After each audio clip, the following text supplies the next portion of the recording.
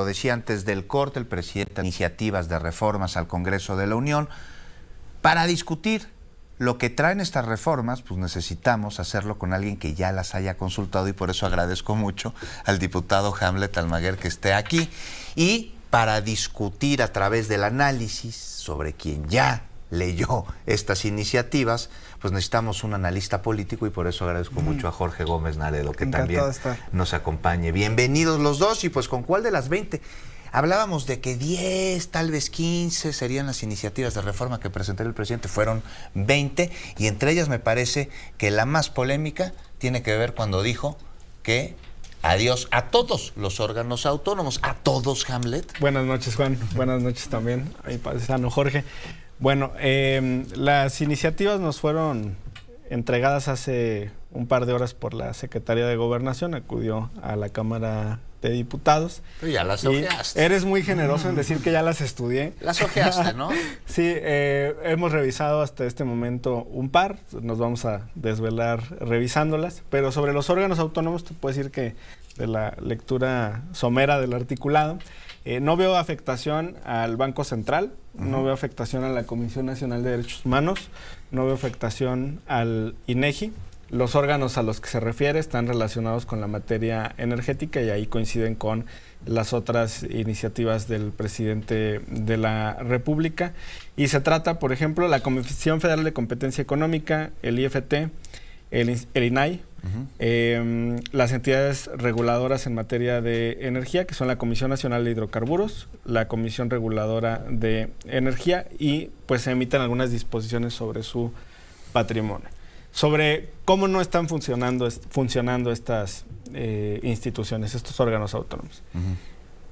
El INAI, por ejemplo, comisionados utilizaron las tarjetas corporativas para gastar recursos públicos en centros de diversión nocturnos, en table dance. Sí.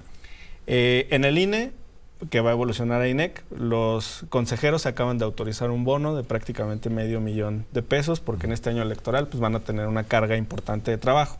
Yo creo que ya ganan lo suficientemente bien, y además pues son cargas asimétricas, se les paga muy bien durante los años de su encargo, pero saben que habrá picos de trabajo. Y en el caso del INAI, pues son además, ¿cómo te podría decir? ¿Cómo?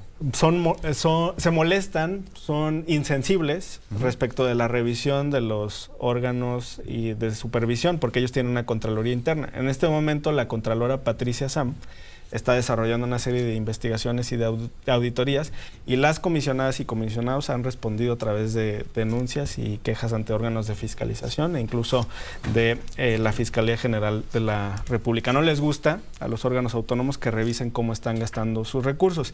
Y en el caso de la Comisión Federal de Competencia Económica, se conoció hace un par de semanas que forman parte de los órganos que han gastado más de $2,000 millones, superiores a lo que la Cámara de Diputados les ha aprobado en su presupuesto. Por lo que me señalas, Hamlet, es un asunto de gastos, principalmente. Jorge Gómez Naredo, mucho se ha dicho que las reformas que hoy presentó el presidente de la República tendrían intenciones dentro de la elección. Yo te pregunto, siendo tú de Jalisco, uno de los estados en los que habrá además elección para gobernador, ahí tienen una candidata, pues esto les lleva agua para su molino, el de los órganos autónomos en estados que además pues son de alguna manera conservadores, porque a mí me parece que desaparecer el INAI, a reserva de lo que tú me digas y ya escuchamos a Hamlet Almaguer, pues no estoy totalmente de acuerdo, de que es un órgano perfectible sin duda alguna, pero ¿en manos de quién dejarías esta importante labor de transparencia, de rendición de cuentas, sobre todo cuando se busca que se dé al interior del gobierno? Sería el gobierno mismo. Estamos hablando de juez y parte, y tal vez no en esta administración, pero en una futura, ¿qué va a suceder ahí? ¿Cómo ves? Pues sí, digo, la cuestión también es con los órganos autónomos, los excesos que han cometido. Puede reformarse, la obligación es del Estado, ¿no? O sea, hay un órgano que se supone está al tanto y que realiza acciones, pero tampoco yo vería con tanta preocupación que se eliminaran algunos órganos autónomos o una buena parte con los excesos que hay. Y además también es una cuestión que se debe discutir, ¿no? O sea, al final es una propuesta del presidente y es una propuesta que se va a discutir en la Cámara de Diputados, que se va a discutir en los medios de comunicación, y de ahí pueden salir muchísimas perfecciones a algunas de las reformas. Entonces yo no vería con preocupación que vayan a desaparecer algunos órganos autónomos. Tampoco veo, porque eso es un discurso que ya se está manejando, de que con la desaparición de ciertos órganos autónomos se elimina la democracia, llegaría el autoritarismo.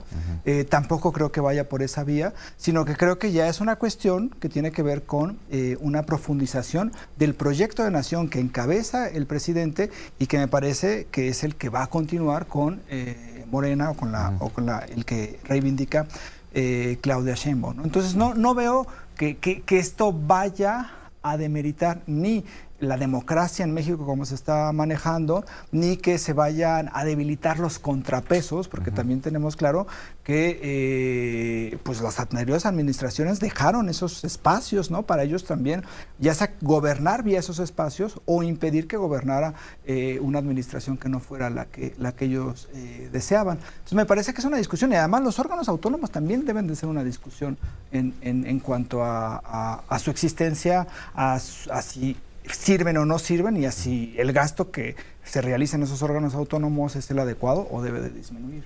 Otra de las iniciativas presentadas el día de hoy, Hamlet Almaguer, tiene que ver con el Poder Judicial. Tú eres abogado constitucionalista, que sea a través del voto popular que se designe a jueces, magistrados, ministros.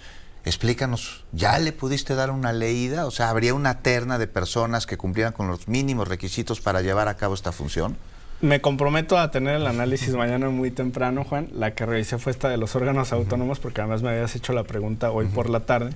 Y la segunda fue en materia electoral, igual un análisis somero. Menos pluris, sí, menos dinero para los partidos, menos senadores, menos diputados. Pero sabes que a veces nos enfocamos en el Senado y en la Cámara, y el mayor gasto está en los cabildos, con los regidores. Menos regidores municipales. Si consideras que tenemos pues 2.400 municipios en el país y que en promedio cada cabildo tiene 10 integrantes, pues tienes 24,000 de estos funcionarios en el país. Te quiero decir, porque esto forma parte además del proceso interno de Morena, que la mayor parte de los aspirantes registrados lo hicieron para cargos de carácter municipal, alcaldías, regidurías, sindicaturas. Te quiero comentar también para nuestra audiencia que en muchos municipios del país los regidores y los síndicos tienen salarios superiores a los de los senadores de la República o los diputados federales, con mucha menor responsabilidad.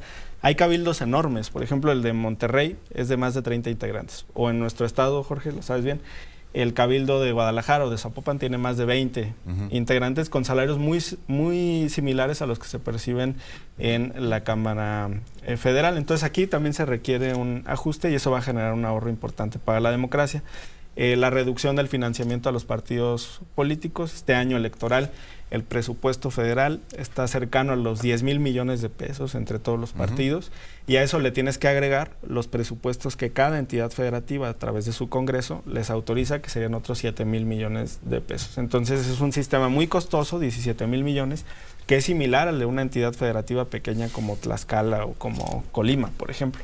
Oye, Jorge, me parece un poco ingenuo pensar que en la gran mayoría de los partidos políticos y de sus bancadas en el legislativo se vota como tendría que votarse, representando al pueblo, representan a los intereses en mucho de las cúpulas partidistas. ¿Se van a quitar el dinero? ¿Los partidos políticos van a disminuir su cantidad de legisladores, tanto en la Cámara de Diputados como en los senadores? ¿Van a disminuir la cantidad de regidores municipales? Yo lo veo complicado, no sé tú qué opinas. Pues es que ahí está el anzuelo que soltó el presidente, ¿no? Es decir, los partidos políticos, y especialmente los partidos políticos de oposición, están en una encrucijada, porque son tiempos electorales y deben de decidir entre unas reformas, estar en contra o estar a favor.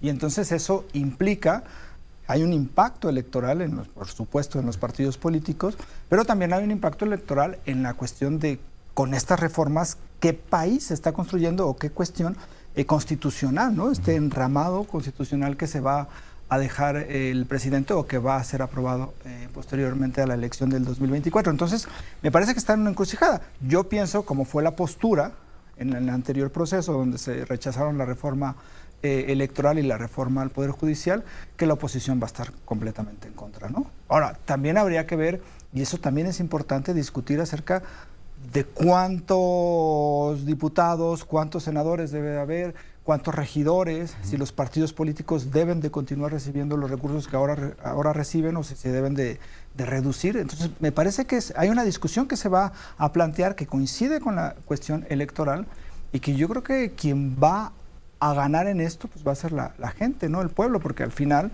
pues yo creo que, por ejemplo... De aprobarse. De aprobarse.